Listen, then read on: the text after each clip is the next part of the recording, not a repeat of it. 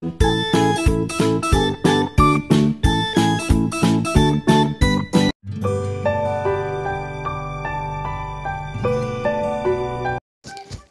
Diwali friends and welcome to Food and Craft.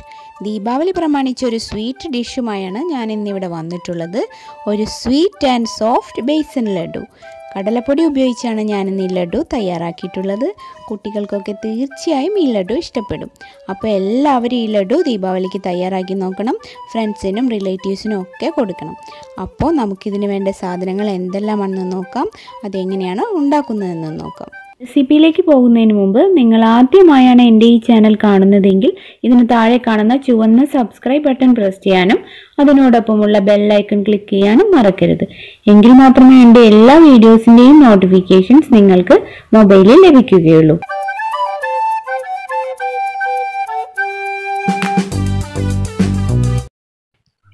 ഇനി നമുക്ക് ലഡു ഉണ്ടാക്കാനായിട്ട് തുടങ്ങാം. ആദ്യം ഇതുപോലെ ഒരു പാൻ വയ്ക്കുക, ഫ്ലെയിം ഓൺ ചെയ്യുക. ഇനി അതിനുശേഷം നമുക്ക് ഇതിലോട്ട് നമ്മുടെ ബേസൻ ഫ്ലോർ കടലപ്പൊടി ഇട്ട് കൊടുക്കാം. എന്നിട്ട് അതൊന്ന് റോസ്റ്റ് ചെയ്തെടുക്കണം. ഒരു 7 മിനിറ്റ് സമയമാണ് ഞാൻ ഈ കടലപ്പൊടി റോസ്റ്റ് ചെയ്തെടുക്കുന്നത്. അപ്പോൾ നമുക്കിതിങ്ങനെ നന്നായിട്ടൊന്ന് ഇളക്കി കൊടുക്കാം. അപ്പോൾ ഇത് റോസ്റ്റ് ആയിട്ടുണ്ട്. ഇനി നമുക്കിതൊരു പാത്രത്തിലോട്ട് മാറ്റാം. ഇനി അതേ പാനിലോട്ട് ഞാൻ നേരത്തെ എടുത്തു വെച്ചിട്ടുള്ള നെയ്യുടെ ഒരു പകുതി ഭാഗം ഒഴിച്ചു കൊടുക്കുകയാണ്. ടോട്ടൽ ഒരു 3/4 കപ്പ് നെയ്യാണ് ഞാൻ എടുത്തു വെച്ചിട്ടുള്ളത്. അത് ഉരുക്കി വെച്ചിട്ടുള്ളതാണ്. കട്ടിയിലുള്ള നെയ്യിനെ ഒന്ന് ചൂടാക്കിയാൽ ഇതുപോലെ നല്ല ഉരുക്കി കിട്ടും. ഇനി അതിലോട്ട് നമ്മുടെ വറുത്ത് വെച്ചിട്ടുള്ള കടലമാവ് ഇട്ട് കൊടുക്കുക. പതുക്കെ പതുക്കെ കുറേശ്ശെയായിട്ട് ഇട്ട് കൊടുക്കുക. അതിനുശേഷം നന്നായിട്ട് മിക്സ് ചെയ്യുക.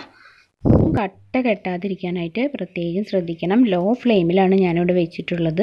നന്നായിട്ട് ഇളക്കിക്കൊണ്ടേ ഇരിക്കുക. ഏകദേശം ഒരു 10 മിനിറ്റ് കഴിഞ്ഞപ്പോൾ ഞാൻ അതിലോട്ട് പൊടിച്ച് വെച്ചിട്ടുള്ള പഞ്ചസാര ചേർത്ത് കൊടുക്കുകയാണ്. പഞ്ചസാരയും കൂടെ ചേർത്ത് നന്നായിട്ട് മിക്സ് ചെയ്ത് കൊടുക്കുക. എല്ലാ മെഷർമെൻറ്റ്സും ഞാൻ എടുത്തിട്ടുള്ളത് 250 ml മെഷറിംഗ് കപ്പിലാണ്. നിങ്ങളുടെ കയ്യിൽ മെഷറിംഗ് കപ്പ് ഇല്ലയെന്നുണ്ടെങ്കിൽ സാധാരണ നമ്മൾ വീട്ടിൽ എടുക്കുന്ന ഗ്ലാസ്സിൽ മെഷർ ചെയ്താൽ മതി.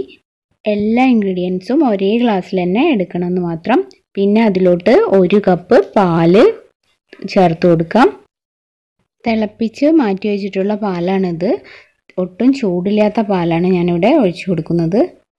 ഫ്ലെയിം ഒരിക്കലും കൂട്ടി വെക്കരുത്, അത് പ്രത്യേകം ശ്രദ്ധിക്കണം. എന്നിട്ട് ഇതുപോലെ നന്നായി ഇളക്കി എല്ലാം കൂടി യോജിപ്പിച്ചെടുക്കുക.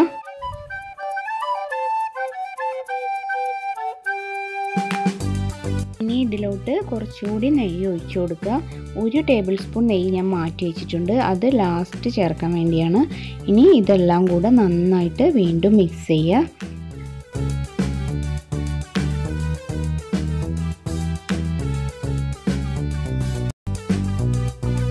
ഇതിലോട്ട് ശരിക്കും അബ്സോർബ് ആവണം.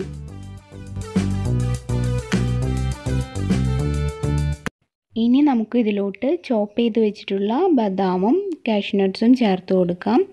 എത്ര ഡ്രൈ നട്ട്സ് ചേർത്ത് കൊടുക്കുന്നോ അത്രയും നല്ല ടേസ്റ്റ് കൂടും. അതുകൊണ്ട് ഇതിനൊരു പ്രത്യേക അളവിൻ്റെ ആവശ്യമില്ല. ഇതിലോട്ട് 1 ടീസ്പൂൺ ഏലക്കായുടെ പൊടി കൂടി ചേർത്ത് നന്നായിട്ടൊന്ന് മിക്സ് ചെയ്ത് കൊടുക്കുക. ഇപ്പോൾ നമ്മുടെ ഈ ഡോ ഏകദേശം റെഡി ആയിട്ടുണ്ട്. ഇനി ഇതൊന്ന് ചെറുതായിട്ട് തണുക്കാനായിട്ട് വയ്ക്കാം. ചൂടൊന്ന് കുറഞ്ഞിട്ടുണ്ട്. ഞാനിനി ഇതിലോട്ടൊരു 2 drop red food colour add ചെയ്ത് കൊടുക്കുകയാണ്. നമ്മുടെ ദീപാവലി സ്പെഷ്യൽ ലഡുവിനൊരു നല്ല റെഡ് കളർ കിട്ടാനാണ് ഞാനിങ്ങനെ ചെയ്യുന്നത്.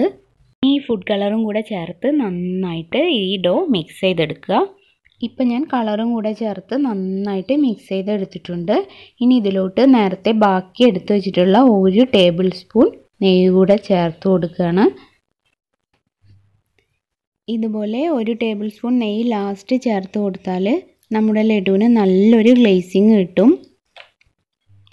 അങ്ങനെ എല്ലാം കൂടി ചേർത്ത് ഒരു 2-3 മിനിറ്റ് നന്നായിട്ടൊന്ന് കുഴച്ചെടുക്കുക. അപ്പോൾ നമ്മുടെ ഈ ഡോ ഇവിടെ പെർഫെക്റ്റ് ആയിട്ട് വന്നിട്ടുണ്ട്. അതുപോലെ കുറച്ചായി എടുത്ത് ചെറിയ ചെറിയ ബോൾസ് ആക്കി എടുക്കുക.